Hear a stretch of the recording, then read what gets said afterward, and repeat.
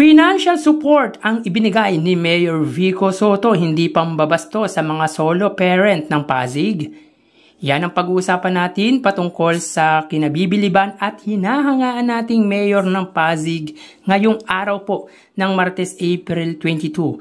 Pero bago yan ay humihiling ako na pakisubscribe ang aking YouTube channel, paki-like and share na rin para mas dumami pa po ang makapanood ng video natin.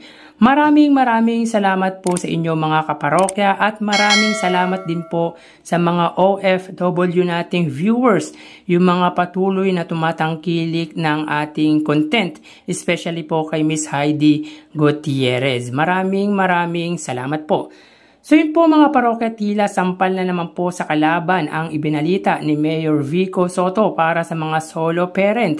Kung ang kalaban ay pinapangako pa lang, ang administrasyon po ni Mayor Vico Soto ay nagawa na. So pakinggan po natin ang sinabi ni Mayor Vico Soto sa flag ceremony last time.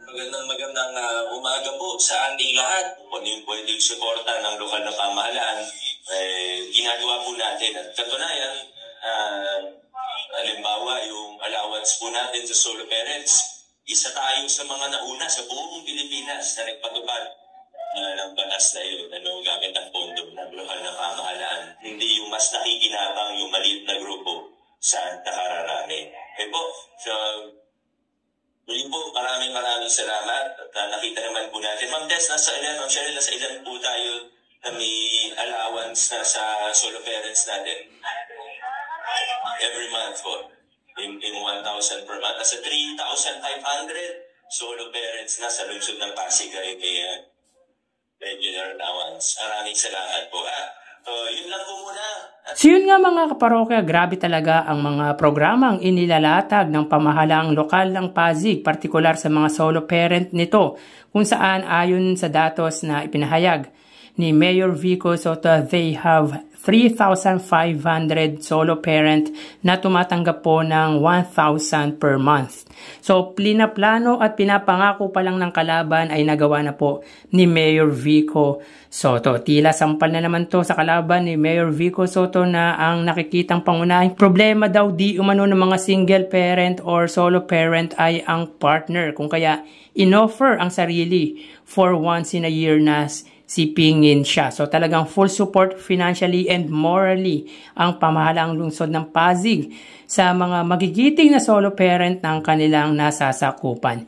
Hindi pambabastos kundi pagmamahal at respeto ang natatanggap ng mga ito mula sa pamamahala ni Mayor Vico. Iba talaga kasi mga kaparokya kung laking solo parent ka, tulad ni Mayor Vico Soto, he knows what solo parent feel and experience. Kaya full support ang LGU on that particular program, which is pinaigting pa at ine-expand pa po ang programa para sa mga parent na mag-isang itinataguyod ang kanilang mga anak.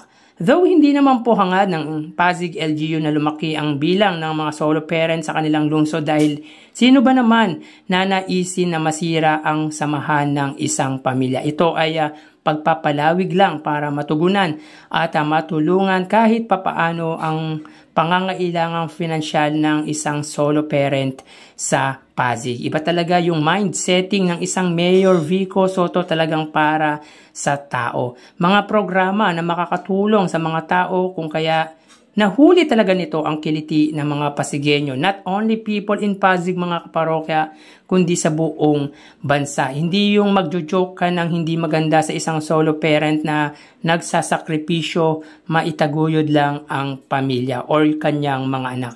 Alam nyo, nakakasar dito mga kaparokya, base sa opinyon ng isang abogado, yung problema daw di umano ng solo parent ay ang partner or yung makakasiping. Kababawan yon at kabastusan yon mga kaparokya. Sinisira lang talaga or sinira lang talaga nito ang political career nito dahil sa galit at inggit kay Mayor Vico Soto. Bakit kanyo mga parokya? Dahil na out-focus siya sa tinatamasang pagmamahal ng Pasigueño kay Mayor Vico Soto, which instead na plataforma po ang inuuna ay paninira ang ginagawa nito. So sampal talaga ang mga programang plano pa lang ng kalaban ay nagagawa na ni Mayor Vico Soto. So hanggang dito na lang po tayo mga parokya. Mag-iingat po tayo palagi. Thank you and God bless.